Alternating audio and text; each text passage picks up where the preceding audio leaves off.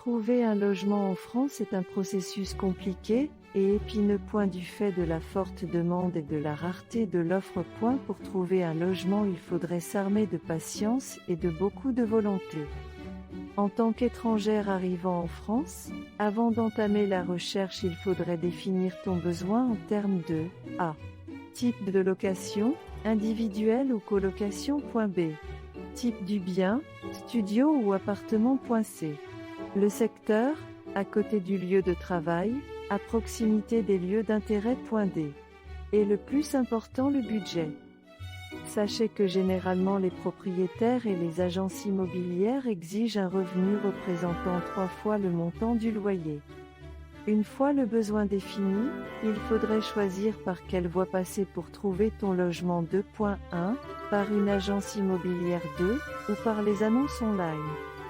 Au début, les agences immobilières peuvent être d'une grande utilité pour t'orienter dans le processus, faire les contrats, gérer la relation avec le propriétaire, vérifier ton dossier.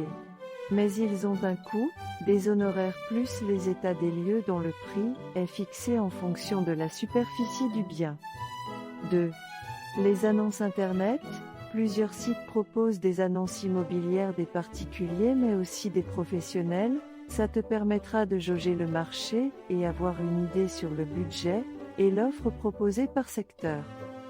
Je peux citer des sites spécialisés comme seloger.com ou bienici.com, pap.fr. mais aussi des généralistes comme leboncoin.com ou encore les marketplaces sur Facebook.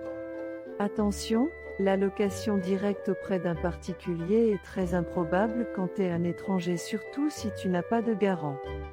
Sache que pour faire une demande de location en France, il faudrait préparer un dossier solide incluant plusieurs documents, contrat CDI, avec période d'essai validée, attestation de travail, les bulletins de paie justificatifs de domicile. Il faudrait prévoir aussi le montant de la caution, qui s'élève à 1 mois ou 2 du loyer selon si c'est non meublé ou meublé. Beaucoup d'agents propriétaires vont te demander d'envoyer ton dossier avant de fixer un rendez-vous de visite, et souvent ils ne répondent pas, n'hésite pas à les relancer. Une fois la perle rare trouvée, l'état des lieux fait, on te remettra les clés de ton appartement.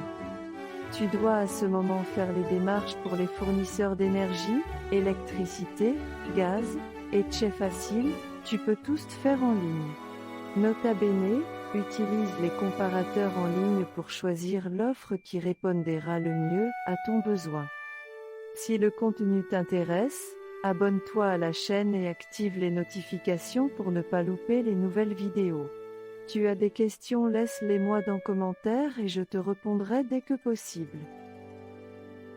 On arrive à la fin de cette vidéo. Je vous souhaite une très bonne journée et surtout, bon courage.